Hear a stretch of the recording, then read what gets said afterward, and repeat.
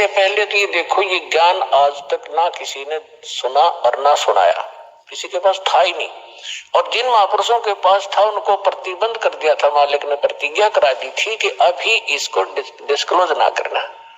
तो महापुरुष थे, वो अपनी अमृतवाणी में बोल के सारा कुछ लिख के एफिडेविट बना के कबीर इज गॉड, ये वो फाइनल कर गए थे वो महापुरुष, जिनके दास बार बार उनके शुभ नाम आपको सुनाता है। और फिर हमारे सदग्रंथ उसी का प्रमाणित करते हैं कि कबीर इज गॉड। तो फिर ये क्लियर हो गया कि आज तक कोई हमें यही निर्णय नहीं करके बताया कि भगवान कौन है और कैसा है। अब जैसे रामकृष्ण को और विष्णु जी को, शंकर जी को भगवान मानने वाले, उनसे अगर हम पूछा करते थे कभी कि भगवान, वो कहता मैं समाधि लगाता हूं, भगवान देखा आपने? भगवान दिखता थोड़ा ही है, वो तो निराकार है। और ये विष्णु ब्रह्मा जी की मूर्ति रख रखी, ये क्या फिर? तो हमारा निराधार ज्ञान था, बेसलेस था, हम डामाडोल थे, स्थिर नहीं थे। और इसी प्रकार ये राधा स्वामी किसी ने पूछ लो या किसी महर्षि ने पूछ लो, अभी तक जिनके विचार रहे हैं, परमात्मा तो निराकार है, साकार आता जब रामकृष्ण रूप बन जाता फिर निराकार हो जाता है। तो खा ज्ञान था इनको। वेद बताते हैं कि परमात्मा सशरीर है, मनुष्य दृश्य है, ऊपर सिंहासन पर विराजमान है और उसके सिर पे मुकुट है। ये तो वेद बताते हैं, राजा की तरह बैठा। और यही वो संत बताते हैं जिनको भगवान ने जिन आंखों देखा वहां पर। तो फिर इसमें कोई डाउट नहीं रहा कि हु इज गॉड और कैसा है वो भगवान।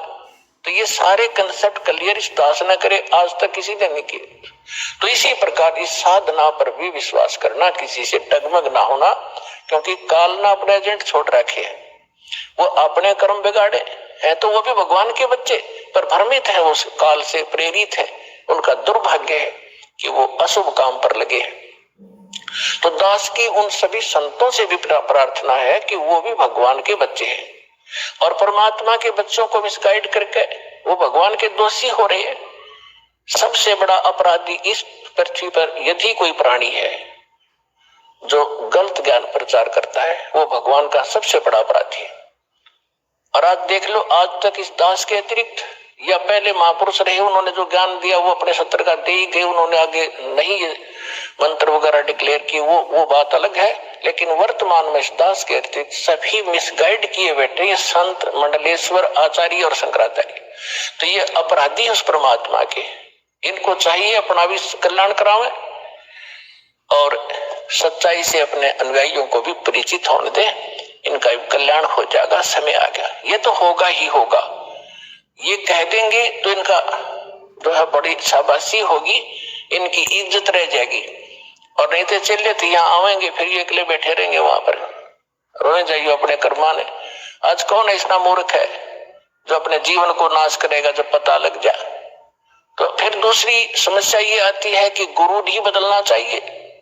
कोई बात हुई है, एक डॉक्टर से इलाज नहीं होता तो 100 बदलने चाहिए अपनी जान बचाने के लिए। और कबीर साहब कहते हैं, जब लग गुरु मिले नहीं साचा, तब लग गुरु करो 10 पांचा। और झूठे गुरु के पक्ष को तस्त ना लावे वार, और द्वार ना पावे शब्द का वो भटके वार का वार। और इतना शिखर बदल देना चाहिए गुरु को। कबीर साहब कहते हैं कि डूबे थे पर उबरे, गुरु के ज्ञान चमक, और बेहरा देखा जरजरा, उत्तर चले फड़क। पहले बेड़े होया करते थे, फ्लोटिंग लकड़ियों का एक बेड़ा बना लिया। अभी तो नौका तो बहुत बाद में चली है, पहले बेड़ा होया करता था, उसके ऊपर बैठ कर दरिया को पार करके अपना कोई काम करने जाते थे, उन बेड़े के ऊपर बैठ के जाया करते। तो वो बेड़े कई बार गल जाते थे, कंडम हो जाते थे। तो जब परमात्मा कहते हैं कि जिस साधना को आप कर रहे हो, जो गुरु की, जिस गुरु के जहाज में आप बैठे हो, उसका जब आपको उसके सामने दूसरा जो बिल्कुल ओके बेड़ा आ गया, नौका समझ लो आप, बेड़ा तो नहीं समझ में होगा। अब एक नौका है जिसमें आप बैठे हो, उसके अंदर सुराख हो गया है और जल उसके अंदर घर कर रहा है, अंदर प्रवेश करना शुरू कर दिया है। और उसके बराबर में दूसरा कोई और सही ओके नौका रख देता है, साथ में खड़ा कर लेता है, और वो कहता है कि भाई तुम डूबोगे, इसमें आ जाओ। अब जिसने गुट्टी सूटी ला रखी होगी, नशा कर रहा होगा, तो ठीक है मौज हो रही है, वो तो डूबेंगे। और जिनको नशा नहीं है और उनको पता लग गया दोनों का डिफरेंस कि ये जल आ रहा है, तुम डूबोगे इसमें, तो वो तो दिन का नशा नहीं है, वो तुरंत एक सेकंड भी ना लावे तुरंत कूद जाएंगे उसके अंदर। तो यहाँ परमात्मा कहते हैं डूबे थे पर उबरे, गुरु के ज्ञान चमक और बेड़ा देखा जर्जरा, यानी टूटा फूटा डूबने वाला, उत्तर चले फड़क फड़क जैसे पशु कई बार आवाज सुनकर हॉर्न की फड़क को भाग जाता, काफी दूर बहुत स्पीड से भागता एकदम, तो कहते हैं ऐसे कूद के दूसरे में। तो परमात्मा कहते हैं झूठे गुरु के पक्ष को तजत ना लावा बार, एक सेकंड के अंदर बदल लेना चाहिए। और पुण्यात्मा, आज इस विश्व में कोई गुरु नहीं है इस दास के अतिरिक्त। सतगुरु की तो बहुत दूर की बातें हैं, वो गुरु भी नहीं है।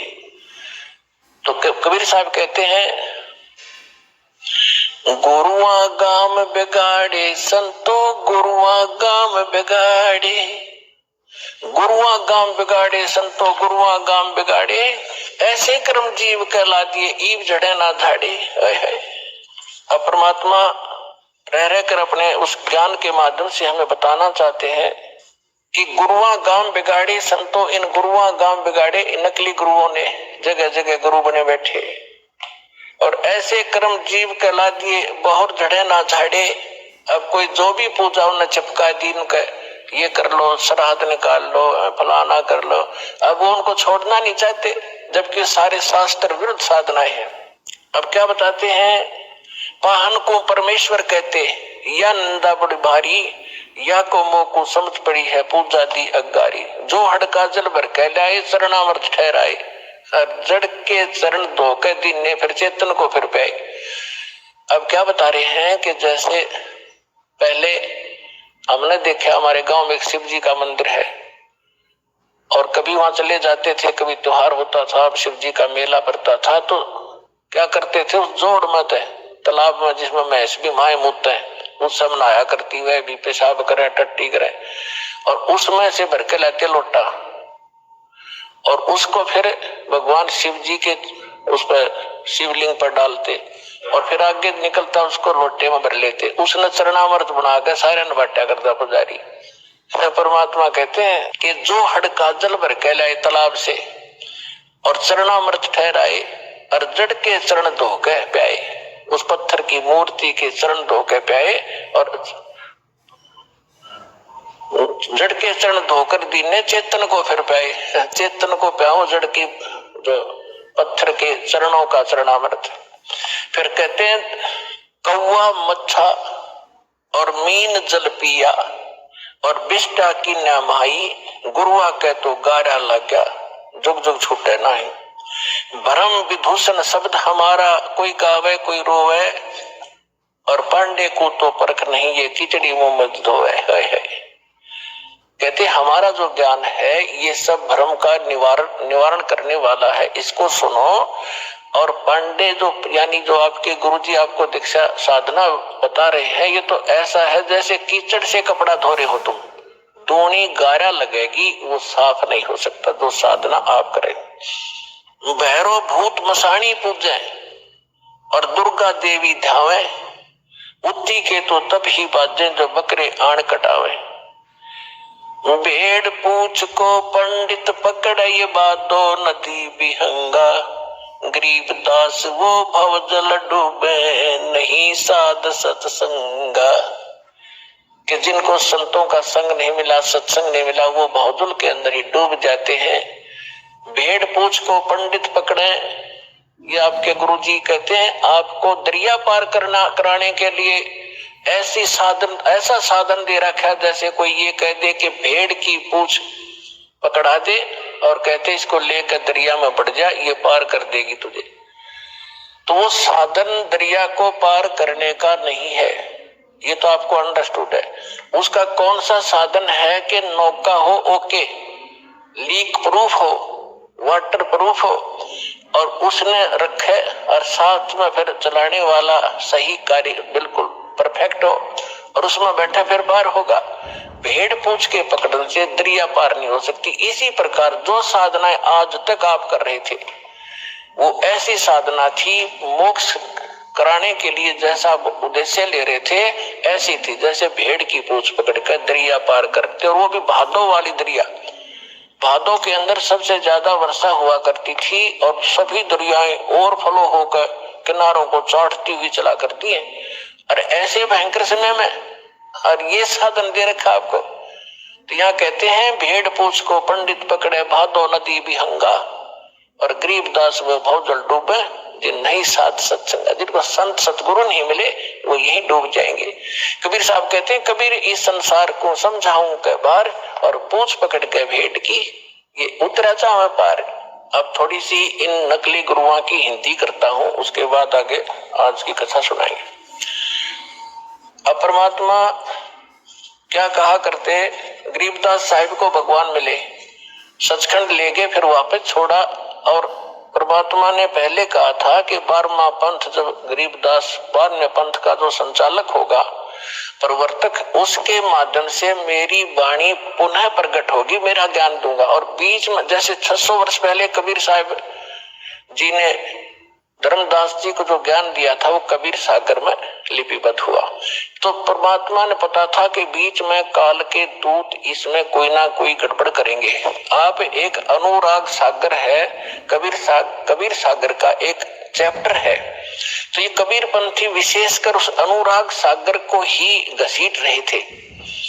और कबीर सागर के संशोधनकर्ता ने यो युगलानंद बिहारी जी ने टिप्पणी कर रखी है इसमें कबीर सागर में, उसको संशोधित करते हुए कि मेरे पास अनुराग सागर की 45 कापियां हैं, कुछ हस्तलिखित कुछ प्रिंटेड। इनमें बहुत सी ऐसी हैं जो एक दूसरे से मेल नहीं कर रही। तो इसका क्या मतलब है कि जिसने जैसी भी उचित समझा, अब जिस भी संत ने, जो नकली संत थे काल के दूत, जिन्होंने वो समझ में वाणी नहीं आई वो काट दी, अपने अनुकूल जो वो बकवाद करा करता हुआ लिख दी और उसको आगे प्रिंट हो गया। तो उसको कंप्लीट करने के लिए, सुचारू करने के लिए परमात्मा ने कहा था कि संवत 1774 होई ता दिन प्रेम प्रगट जगलोई, और उसके माध्यम से मेरी पुनः वाणी प्रकट होगी। तो वो गरीबदास जी ने वह कसर, परमात्मा ने गरीबदास जी को सच ऊपर ले गए, फिर वापस छोड़ा, उसमें वो फीड कर दिया। जैसे एक मोबाइल से दूसरे मोबाइल में पूरी की पूरी फिल्म फीड फैक्स हो जाती है और उसमें भी रह जाती है, तो फैक्स हो जाती है और उसमें भी रह जाती है।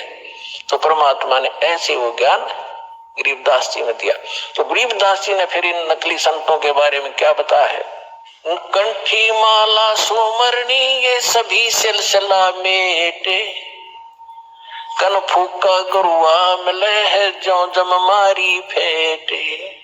कंठी माला सुमरनी भाई पैरे से क्या हो, ऊपर ढूंढा साध का और अंदर रखा खो। कहते हैं ऊपर कंठी पहन ली, माला बना ली, एक मणिये की माला कंठी पहनते हैं कबीर पंथी नकली। एक तुलसी की लकड़ी का एक मनिया बना के एक जनेऊ से बांध देते हैं, और यहाँ जो भगत आते हैं उनको हम कहते हैं कि ये कंठी माला नहीं चलेगी, इसने उतार दो। तो वो दृढ़ हो जाते हैं, इसने नहीं उतारे, ये तो हमारा जन्म सिद्ध अधिकार है। अब परमात्मा क्या कह रहे हैं, कंठी माला सुमरनी ये सभी सिलसिला मेटे, इसने सब छोड़ छाड़ दो, इन तो पारो पार हो गए। अंदर भक्ति सही करो, सत भक्ति करो, सत साधना से मोक्ष होगा। इन कंठी और माला ऊपर के दिखावे से, चाहे कपड़े लाल पहन लो और चाहे पैंट कमीज पहन लो, भगत वाले लक्षण और भक्ति सही होगी तो आपका मोक्ष होगा। एक विशेष आडंबर से भगवान नहीं मिलेगा। तो यहाँ कह रहे हैं कि कंठी माला सुमरणी ये पहरे तय क्या हो, ऊपर तो दिखा भगत और अंदर रख्या खो, न साधना ठीक न ज्ञान सही। कंठी माला सुमरणी भाई पैरे से क्या हो, ऊपर ढूंढा साध का अंतर रख्या खो।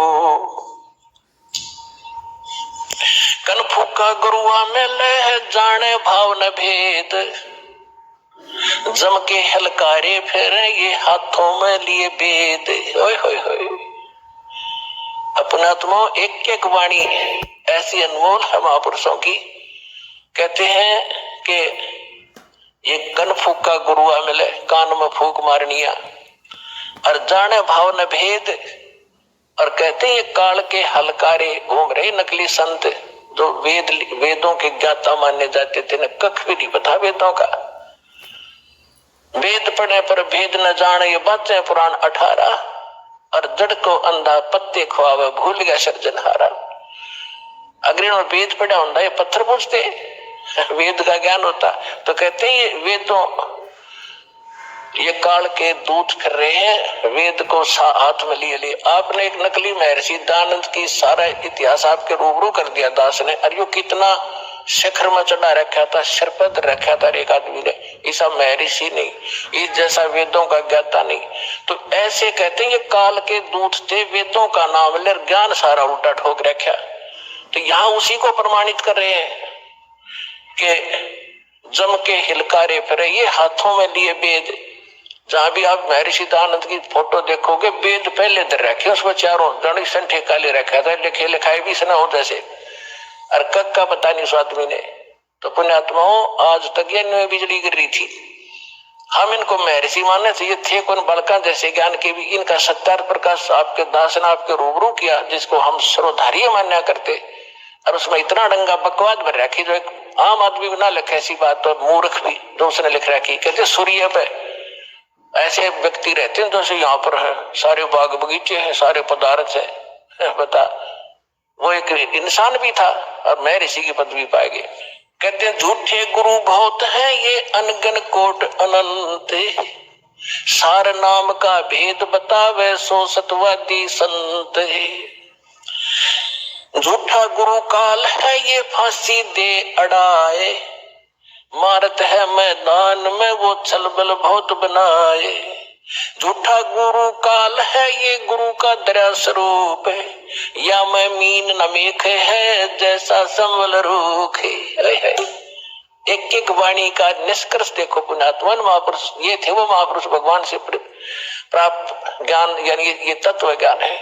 कहते हैं झूठा गुरु काल है और गुरु का दया स्वरूप, और या मैं मीन नमेख है जैसे संभल रूख। अब जैसे एक संभल का पेड़ होता है, संभल, और संभल के पेड़ पे ये तोता जो होता है, तोता ये वृक्षों को सिलेक्ट कर लेते हैं कि ये वृक्ष, देखते रहते हैं, ताक में रहते हैं कि ये पौधा उगा है, ये पेड़ बनेगा और फिर इसके फल खाऊंगा। तो जो ये संभल का पेड़ जब उगता है, बहुत सुंदर पत्ते होते हैं, बड़ा हरा भरा होता है, और बड़ा हो जाता है तो इतने बढ़िया फल लगते हैं इसके डोडे, और ऐसा लगता है जैसे बहुत ही स्वादिष्ट पदार्थ होगा, लेकिन उसमें होती है रुई। अब वो तोता ये देखता है कि ये फल पक गया, 12 वर्ष इंतजार किया कि फल खाऊंगा, इस फल यहाँ ये पेड़ घने हो गए वृक्ष इसके संभल के, और जब वो परिपक्व होते हैं, जिस उद्देश्य से वो चोंच मारता है, उसमें वो पदार्थ ना हो करके रुई उसके मुंह में फंस जाती है, उसने जान बचानी मुश्किल हो जाती है तोते में। तो यहाँ परमात्मा कहते, तुम जिनको गुरु मान रहे हो, उन पर आश्रित हुए बैठे हो, लास्ट में आपने ऐसे पश्चाताप करना पड़ेगा जैसे उस तोते ने उस संभल के वृक्ष को एक अच्छा फलदार, स्वादिष्ट फलदार वृक्ष मान के उस पर आश्रित था, फिर सिर पटक कर रो रहा था। झूठा गुरु काल है ये गुरु का धरा स्वरूप है, या मैं मीन नमेख है जैसे संबल रूख है। फिर क्या बताते हैं, कान चिराए क्या हुआ ये कर कंकन मन पाल, मुद्रा पैरे क्या हुआ सिर फोड़ेगा काले। कहते हैं कान चिरानते, कान में मुद्रा पहनते, और 36 आडंबर करने से परमात्मा नहीं मिलेगा, और यम के दूत लठ मारेंगे तुम्हें तुम्हारे गिर के। कहते चुंडित मुंडित पकड़ लिए, इनसे जम किंकर ना डरता।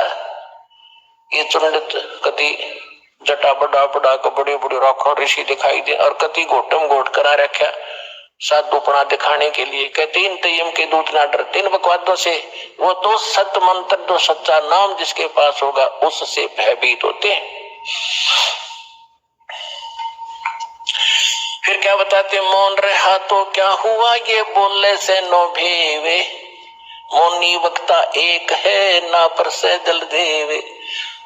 अब जैसे एक नकली था, आडंबर करे ब्रांड का काम चले नहीं, दुनिया आकर्षित नहीं हो, एक ने कहा कि मौन धारण कर रखा उसने।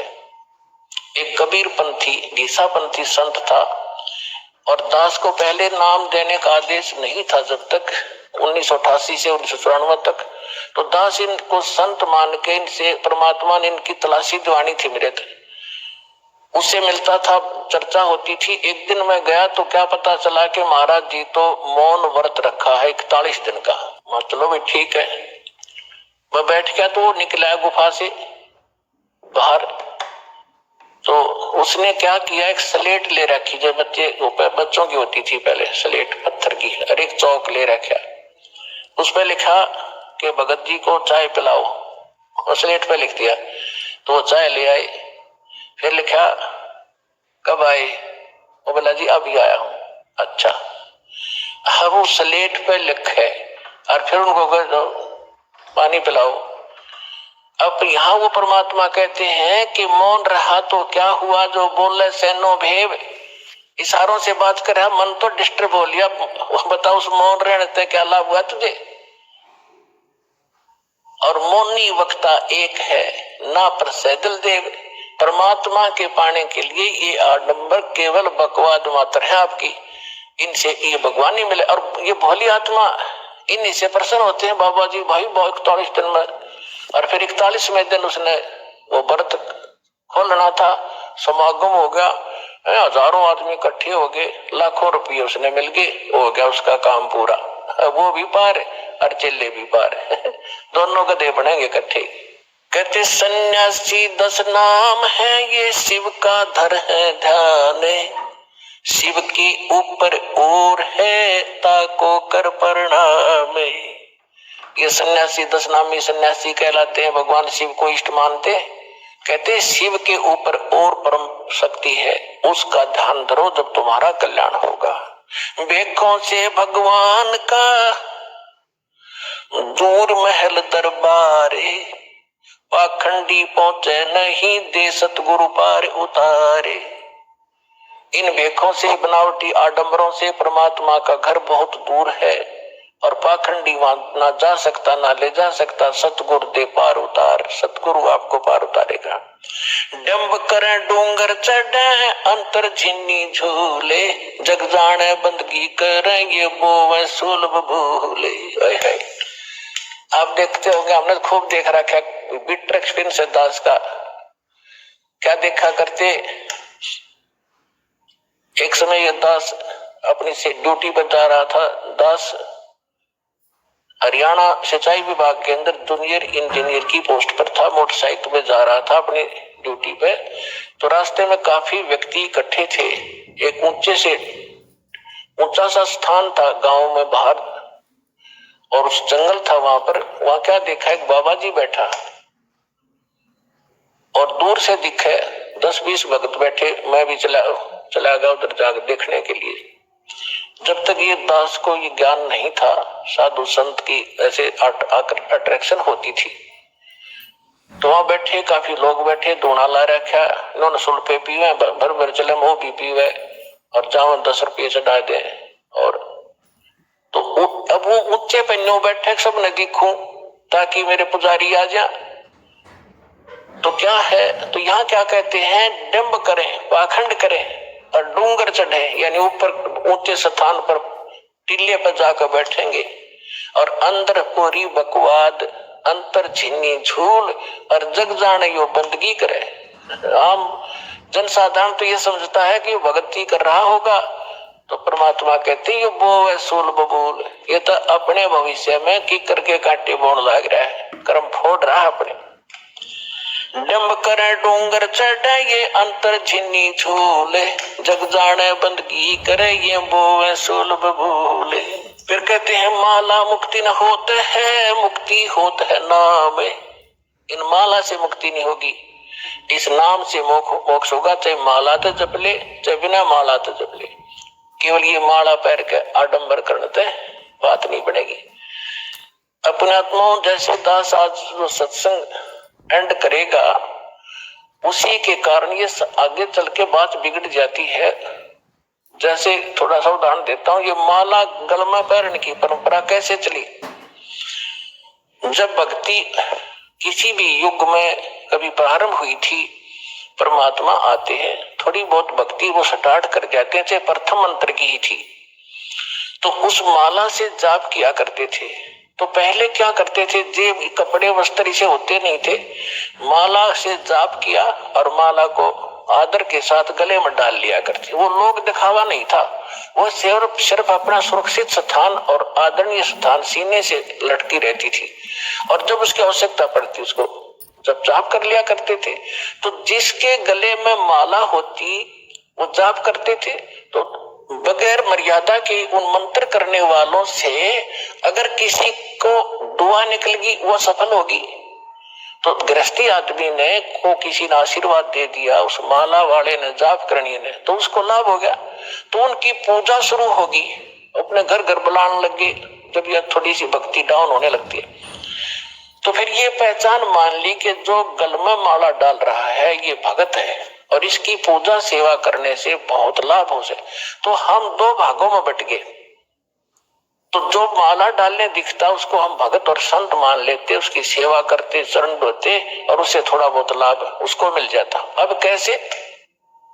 वो तो ऐसा था जैसे एक किसी ने अपने टायर में हवा भर रखी है और उसमें से लाकर दूसरी ट्यूबर दूसरे के टायर में डालता रहे, तो थोड़ी बहुत आ जाएगी, उसका भी काम ना चले पूरा और उसकी खत्म हो जाएगी। तो ऐसे बात बिगड़ती चली गई। तो ऐसे हम इन नकलियों को जो गल में माला डाला करते, प्रारंभ में तो ये भगत थे, फिर मर्यादाहीन होने से अपनी संग्रहित कमाई को यही डिस्ट्रॉय कर जाया करते थे और दोनों यहीं के यहीं रह जाते थे। तो इस प्रकार ये माला का प्रचलन चला था। तो फिर लोगों ने जब नो देखा कि माला जिसने डाल रखी है उसको भगत मानते हैं, फिर मेरे जैसे पाखंडी ने दो डालनी शुरू कर दी। तो क्या कहा करता को पूछता, भाई दो क्यों डाल रखी है भगत जी के? दोनों हाथा झपटा करूं मैं। तो उन्होंने सोचा भाई यू और बड़ा भगत होगा तो उसकी और ज्यादा पूजा शुरू होगी। तो जिसने फिर तीन चार डालनी शुरू कर दी तो चार आले ने ज्यादा पसंद करने लग गया, आम बोले भगत। तो न्यू भट्ठा बैठ गया। एक आश्रम के अंदर कुछ भगत, वो गांव वालों ने एक आश्रम बना रखा था, 5-7 कमरे बना रखे थे। इसी तरह हम ज्ञानहीन होने से हम इन नकलियों के मजदूर बने रहे।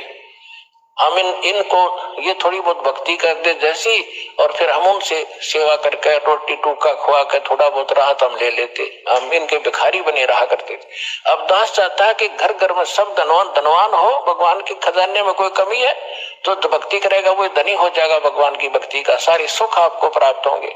हम क्यों किसी के मुंह की तरफ देखेंगे? फिर तो क्या था, उसमें 5-7 कमरे बना रखे थे, वहां पर साधु संत आया करते थे और गांव के लोग वहां सेवा करने जाते थे।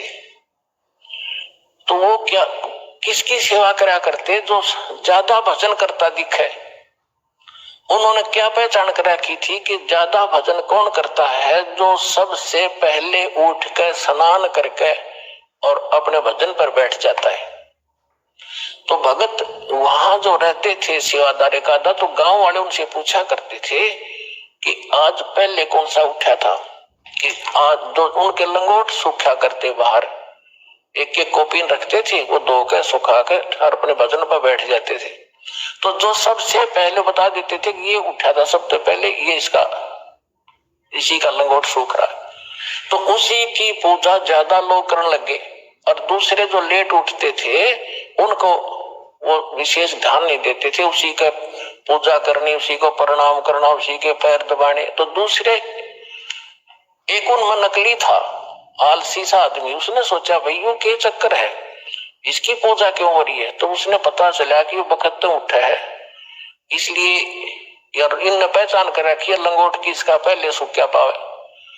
वो क्या करने लग गया, उन तो सब तो पहले उठा आध घंटा और इतना आलसी था और नाव भी ना था, लंगोट ने पानी में बेकर सबसे पहले टांग दे और उल्टा ही सो जावे। तो वो उन्होंने पूछा भाई ये किसका लंगोट है? कि ये इस महात्मा का है। वो सारे उन सारे ने छोड़ देगा, उस नकली के लायक के साथ उस लंगोट की पहचान करके पहले कौन सा उठे रात ने। तो हम न्यो भक्ति का नाश कर लिया। तो यहाँ परमात्मा कहते हैं माला मुक्ति न होते है, ये मुक्ति होते है नाम।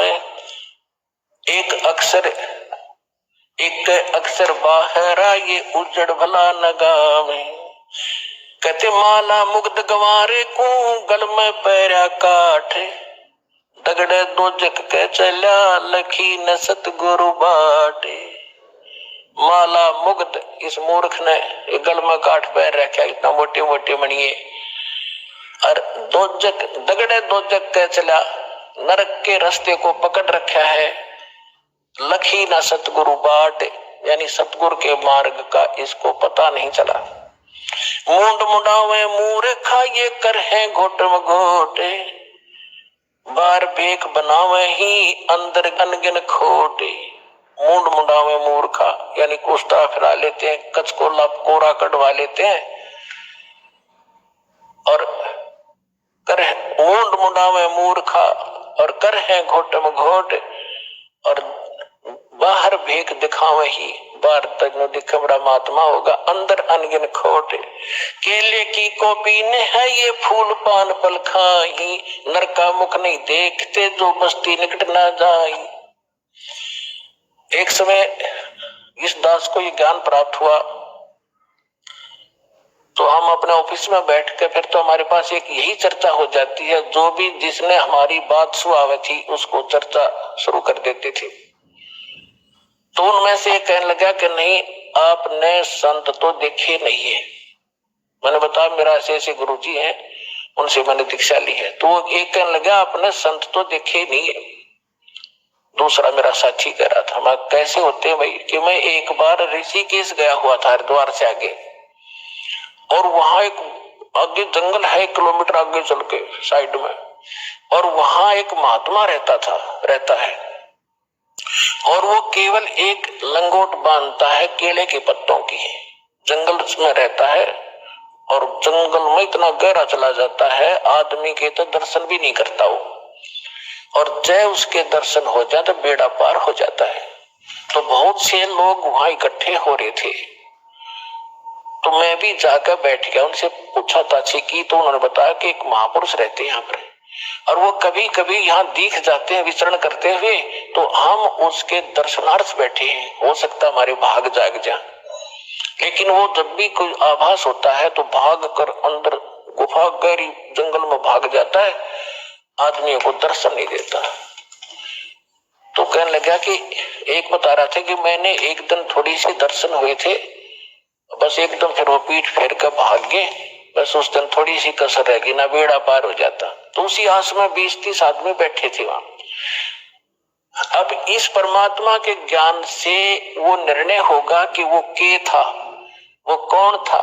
है उसके क्या कहते हैं सूक्ष्म वेद में, केले की कोपीन है वो फूल पान फल खाही, केले के पत्ते की तलंगोट बांध रखा है। ऐसे बैरागी त्यागी महसूस होते हैं, और फूल पत्ते और फल खा के गुजारा करते हैं, और बस्ती के निकट नहीं जाते, आदमी का मुंह भी नहीं देखते। ऐसे त्यागी बैरागी, उनको संसार एक समृद्ध संत मानते हैं। अब उसका पैमाना दिया है सूक्ष्म वेद में, केले की कोपीन है जो फूल पान फल खाही, नर का मुख नहीं देखते जो बस्ती निकट नहीं जाही। वो क्या है, वो जंगल के रोज है जो मनुष्यों बिद के जाही, जिस दिन फिरो उजाड़ में न्यो परमात्मा पावे नाही। कैसा पैमाना दे दिया, वो जंगल के नील गाय है, रोज है जो आदमी देख कर भाग जा फदर फदर कर, पता नहीं कहां जाकर डटे। ये जंगल के रोज है जो नाम से मोक्ष होगा, इन बकवादों से होगा। इस जंगल में पशु सारे नंगे फिरे और भाग जाते हैं, मर्ग भी दौड़ भाग जाते हैं आदमी से डर कर। फिर इसका समाधान बताते हैं, डेरे डंडे खुश रहो, ये खुश रे लेना मोक्ष। ध्रुव प्रहलाद पार उतर गए फिर डेरे में क्या दोष। परमात्मा देखो, और तो कोई उदाहरण उनके पास था नहीं जब ये ज्ञान मालिक दिया करते थे। हम ध्रुव और प्रहलाद को मुक्त मानते हैं, मानते हो कहां जी? तो जब ध्रुव और प्रहलाद तुम कहते हो पार हो गए, उनकी इतिहास देखो पढ़ के। प्रहलाद जी 10 वर्ष के थे जब नरसिंह जी आए, उनको मिले, यानी परमात्मा प्राप्ति हुई। भक्ति वो पहले से ही कर रहे थे और फिर उन्होंने शादी करवाई। और जो राजा बलि था जिसने वो 100 अश्वमेध यज्ञ करी थी इंद्र की गद्दी प्राप्त करने के लिए, और जिसके लिए भगवान आए थे 52 रूप बना के, तो वो प्रहलाद का पोता था, बैलोचन का लड़का था। तो उन्होंने ब्याह करवाया, बालक हुए और वो पार हो गए। और ध्रुव का भाई था उत्तम, उसकी मृत्यु हो गई थी। फिर ध्रुव ने ब्याह करवाया और उत्तम वाली पत्नी उसके साथ रखी उसने, तो वो भी पार हो गया। तो कहने का भाव ये नहीं है कि तुम जो बकवाद करते हो कि ब्रह्मचारी जंगल में गए वो पार होंगे, नहीं। अगर ब्रह्मचारी पार हो तो ये हिजड़े तो सब तो पहला पार हो जा, उनका तो 5 नंबर आवे। लेकिन मोक्ष होगा भक्ति से, चाहे ब्रह्मचारी हो कर लो, और चाहे ये खुसरे कर लो, और चाहे गृहस्थी कर लो। दुराचार बुरा बताया, ये तो वैसे अच्छा नहीं, वैसे भी बेहुदी बातें हैं। तो कहने का भाव ये, भक्तों के तो वैसे सतर के काम नहीं है। तो इस प्रकार क्या कहते हैं, डेरे डंडे खुश रहो, डेरे डंडे खुश रहो, खुश रे लेना मोक्ष। और ध्रुव प्रहलाद भी पार हो गए। फिर गृहस्थी में के दोष अपने आत्माओं ये नो काम बिगाड़े हैं। एक बार गरीबदास साहिब जी जब परमात्मा से परिचित हो चुके थे और अपना ज्ञान प्रचार भी करते थे, कोई उसके उनके पास आ जाता था तो ज्ञान भी देते थे, दीक्षा देते थे, केवल सिंपल सी, ये मूल ज्ञान नहीं देते थे। फिर भी उनसे बहुत राहत मिलती थी, वो समर्थ थे, आशीर्वाद से भी लाभ देते थे, संसारिक सुख दिया करते। तो उन एक आपको बताता हूं इनकी कैसी दुर्गति होती है। जग जाने यो बंदगी कराइए बोल सोल बबूल। एक बेरी गांव है रोहतक जिले में, अब वो जन्म हो गया। तो वहां का उस गांव का एक व्यक्ति था हरलाल नाम का, और वो धार्मिक व्यक्ति था घना। उसने एक साधु रख लिया अपने घर पे कि महाराज आप यहाँ रहो। उसके लिए एक चौबारा बनवा दिया ऊपर, आप यहाँ रहो, हमने सेवा मिल जाएगी, हमारे कर्म बन जाएंगे, आपकी भक्ति बन जाएगी। आपने भक्ति करनी है, आप बाल ब्रह्मचारी हो, घर छोड़ रखा कहाँ भाई, ठीक है, होगी सेटलमेंट। उसका ऊपर चौबारा बना दिया, एकांत में उसको बढ़िया भोजन दे सुबह शाम, और वो अपना भजन करे, जैसा भी वो सोच रहे थे भजन करे। और वो भजन उसके पास भक्ति थी नहीं हुआ। तो क्या हुआ कि वो क्या करता था, बढ़िया माल खावे और अपना खावर सो जावे, या जिसी भक्ति थी अटपट की साधना करे थोड़ी बहुत देर, वो भक्ति मोक्षदायक थी नहीं। तो क्या हुआ, कुछ दिनों के बाद उस संत की मृत्यु होगी, अंतिम संस्कार कर दिया। तो पहले क्या करते थे कि गांव के जो किसान लोग थे बैलगाड़ी रखा करते थे, और ट्रांसपोर्ट का जो काम होता था आजकल ट्रकों से होता है, पहले बैलगाड़ियों से करा करते थे। तो बेरी से और इधर नजफगढ़ साइड में जाया करते थे, वो अपनी उस मंडी से सामान लाते थे, जैसे वहां से गुड़ ले आए, बूरा ले आए, इधर से बाजरा ज्वार ले जाते थे भर के, ऐसे वो ट्रांसपोर्ट करते थे। एक दिन गरीबदास साहिब जी उसी रास्ते पे, जो रास्ता गांव छुड़ानी से होकर बेरी से आगे जाता था नजफगढ़ साइड में, तो वहां कुआं था एक, उस कुएं पे बैठ कर गरीबदास जी स्नान कर रहे थे। सुबह सुबह गर्मियों का मौसम था, 5 बजे उधर से वो हरलाल गाड़ी लिए आ रहा था, और उसने जो बैल एक जोड़ रखा था, वो बैल था गोरे कलर का, लाल रंग का। और वो क्या किया उसने, वो बैठ गया, वो बैठता था ऐसे, और वो हरलाल उतर कर फिर उसका लठ मारता, उसने फिर जबरदस्ती ठाता, फिर वो आधा किलोमीटर ठीक चलता फिर बैठ जाता। तो वो कुदरती वहां बैठ गया कि जहां गरीबदास जी नहा रहे थे, स्नान कर रहे थे। तो गरीबदास जी न्यो के न्यो उठ के धोती बांध रखी थी नहाते नहाते, और वहां गए उस बैल के पास जो बैठ गया था। एक बैल खड़ा था, गाड़ी रुक गई थी, तो उन्होंने उसके कान में कोई बात कही। वो एकदम खड़ा हो गया, वो बैल खड़ा हो गया। तो किसान ने तो यह बड़ी बात थी, बैल ठीक चलने लग गया। और वो वहां से लेकर बेरी लगभग 10-15 किलोमीटर पड़े हैं छुटानी तक, बेरी तक वो बैठा नहीं। उधर से राम रमी हुई, महाराज कौन हो आप? भाई गरीबदास नाम है मेरा। और यो क्या हो गया? कुछ ना, बस आगे इसका समझ में। जब तो वो चला गया, फिर उसने जाकर देखा, उसका जब न्योना जची की खड़ा हो गया दत्ते, फिर बैठेगा थोड़ी दूरी पे, वो ना बैठा। तो फिर उसने पता करा भाई वो बैल भी इतना इस दूसरे तो भी आगे चल रहा है, तो इतना तेज चल रहा है, क्या चक्कर है? उसने क्या कर दिया इसके कान में। तो वो वापस आया, जब उस गांव में रुक गया और पूछा वह गरीबदास कौन है? वो कुदरती परमात्मा वहीं आगे स्नान, वो गरीबदास जी उसी टाइम से स्नान, उसने नहीं सोचा इस टाइम से आकर वो नान भगत और वहां मिल लेगा। तो जब वो स्नान करना पता था वो भगत किस लिए आ रहा है, मालिक वो तो परमात्मा से परिचित हो चुके थे। तो जब उसने देखा कि वो आदमी है, तो उस दिन बैल के कान में कुछ इसने फूक फाक मारी थी, प्रणाम किया और पूछा भगत जी आपने इस बैल के कान में क्या बोल दिया? ये तो उसके बाद डटा नहीं डटता और ना बैठता, आप तो वे पहुंचे हुए महात्मा हो। अब इतना गरीबदास जी का उसमें क्या इतना था नहीं, क्योंकि हम घर का जोगी जोगड़ा और बाहर का जोगी सिद्ध, ये तुम्हारी पुरानी आदत है। तो गरीबदास जी ने कहा कि अब बैठ जा, बताऊंगा क्या कह दिया मैंने। आपके घर में चौबारे में एक बाबा जी रहा करता, संत भगत अखा जी रहता था। कहाँ गया वो? तो उस हरलाल भगत ने, किसान था वो जाट, उसने बताया जी वो तो मृत्यु को प्राप्त हो गया, 4-5 वर्ष हो गए। परमात्मा ने कहा कि ये बैल वो है तेरा बाबा जी, इस नकली पर भक्ति बनी नहीं, सत साधना इसके पास थी नहीं, यू खावा था सोवा था, नकली डड़ेड हुआ था, कंकर पत्थर कट्टे करे, साधना ठीक नहीं थी। ये वही बाबा जी है, वो भगत जो घर छोड़ कर चला गया था, ब्रह्मचारी भी था, बैल बनकर गाड़ी खींच रहा है, क्योंकि तेरा खा रखा था, इसने पूरा करना पड़ेगा वापस। मैंने इसको ये कहा भाई भगत जी चाहे तो लठ खा के इसका दे दे और चाहे अपना स्वभाव पूरा कर दे, पूरा करे पीछा छूटेगा तेरा। इसका समझ में आ गई, अब ये तेरे पूरे करेगा। अब पुणात्मा देखो, अब जो भी कोई साधना कर रहे हैं वो है परमात्मा के बच्चे, किसी ना किसी जन्म में वो मालिक के साथ रहे। आगे साधना नहीं मिलती तो वह 84 लाख योनियों में चले जाते, और परमात्मा ने वहां भी दया करा दी अपने गरीबदास जी के माध्यम से।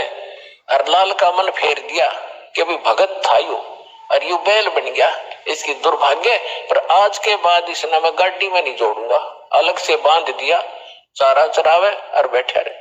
देख परमात्मा ने भगत की वहां भी रक्षा कर दी और सुविधा दे दी, लेकिन भक्ति बिना क्या बने? अगला जन्म उसका सूर का होगा, फिर क्या सुविधा देंगे? तो पुण्यात्माओं ये सौभाग्य आपका, आपको अनमोल रत्न मिल रहा है, इन्हें संभाल कर रखियो। अब जो प्रसंग चल रहा था, दास आपको बता रहा था कि अब आपको वो अनमोल वस्तु मिल गई है जो आज तक किसी को प्राप्त नहीं हुई। आपका भक्ति धन थोड़ी ही साधना से अत्यधिक बन रहा, संग्रहित हो रहा है, और इसी भक्ति धन से आपको यहाँ की भौतिक सुविधाएं भी प्रयोग करनी है और आगे चलने के लिए भी इसको सुरक्षित रखना है, इसको बांटना नहीं। अपना आत्मा कुछ दिनों के बाद जिसने 1-2 वर्ष साधना कर ली भगवान की सत साधना, तो आपका जो भक्तिहीन हो जाओगे, आप किसी को आशीर्वाद दे दोगे ना, वो भी फलने लग जाएगा। आपका पंचर हो जाएगा और उसमें हवा भरने लग जाएगी, आपका पंचर हो जाएगा और उसमें हवा भरने लग जाएगी, आप भी डाउन हो जाओगे, यही रह जाओगे, आपकी गाड़ी खड़ी हो जाएगी और उसने उसका लाभ होना नहीं, क्योंकि दोनों को फुल एयर चाहिएगी टायर में आगे गाड़ी बढ़ाने के लिए, और वो अलग सिस्टम है जो दास आपको दे रहा है। इससे पंप सारे भरो और अपनी गाड़ी चलाओ। एक दूसरे मूर्ख होगा जो अपने टायर में दूसरे के टायर में हवा भरे, दोनों कंडम हो जाओगे। तो इस साधना से हम ऐसे बिगड़ जाते हैं। तो प्रश्न चल रहा था कि ऐसे जो जन्म मनुष्य के होते हैं वो ऐसे होते हैं जो पुनर्कर्मी प्राणी, जैसे अब ये भक्ति युग चला है, अभी 1-2 वर्ष और बाधा रहेगी, थोड़ी बहुत, ज्यादा नहीं, क्योंकि समझदार हो, बुद्धिमान हो, सबको ज्ञान हो गया, अब कौन किसकी सुनेगा। फिर तो 1-2 वर्ष के अंदर पूरे विश्व में फैल जाएगा, सब आपके साथी समर्थक हो जाएंगे, फिर बात तक खत्म हो जाएगी।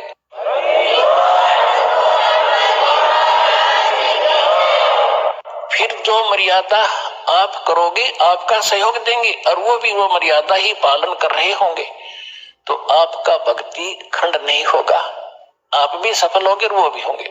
फिर क्या होगा कि कुछ दिनों में आपको इतना सुख हो जाएगा, क्योंकि भगवान सुख सागर है, तो ये सावधानी बरतना कि इस सुख में परमात्मा से दूर ना होना, क्योंकि ये सुख मालिक से दूर करता है और उसको होगा जिसका नाम खंडित हो जाएगा। या सांसारिक सुख जैसे किसी व्यक्ति का नाम खंडित हो गया या किसी कारण से उसने नाम त्याग दिया, 2-3 वर्ष साधना करके वो चला गया, अब उसको फिर भी सुख हो रहे हैं और वो भक्ति भी दूसरी करने लग गया या भी छोड़ दी है या यही मंत्र कर रहा है, उसने आना बंद कर दिया है, तो वो कनेक्शन तो कट गया, आगे चार्जर नहीं है उसका, लेकिन पिछला चार्जर जो बैटरी है वह काम कर रही है। अब वो काफी अच्छा चार्ज हो गया तो घरे दिन भी काम कर देगी, लेकिन वो ये सोच रहा होगा कि मेरा क्या बिगड़ गया। अब फिर बिगड़ेगा, जब ऐसा बिगड़ेगा कि किसी प्रकार समझ में नहीं आओगा उसके। अब इतना ज्ञान दिया जाता है, मैं कोई बालक नहीं या वैसे थोक बिलो हूं, कोई लालच हो मुझे, 2 रोटी भगवान ने दे रखी थी, जेई की नौकरी थी, बढ़िया काम चल रहा था, परमात्मा ने पहले भी ठीक से घर में गुजारा जैसे जन्म दे रखा था, जहाँ रोटी टाइम पर ठीक मिले थी। तो दास ने पता चला कि मेरे जैसे दुखिया सारे ही हैं जिनको भगवान की चाह और धक्के खा रहे हैं, मुझे पता लग गया, तो सबको आवश्यकता इस भगवान की, इस ज्ञान की, तो इसलिए दास ने इस पर कदम उठाया। तो इस प्रकार जैसे आप जो सफल होगे। और एक बात और ध्यान रखना, आप यहाँ केवल उसी उद्देश्य को लेकर ना आना कि जैसे रोगी है वो रोग ही स्वस्थ हो, जिसको पुत्र की संतान नहीं है वो संतान ही हो तो बात बने। अगर संतान भी आपको आवश्यक होगी देनी तो यही मिलेगी, पृथ्वी पर कोई नहीं देगा आपने।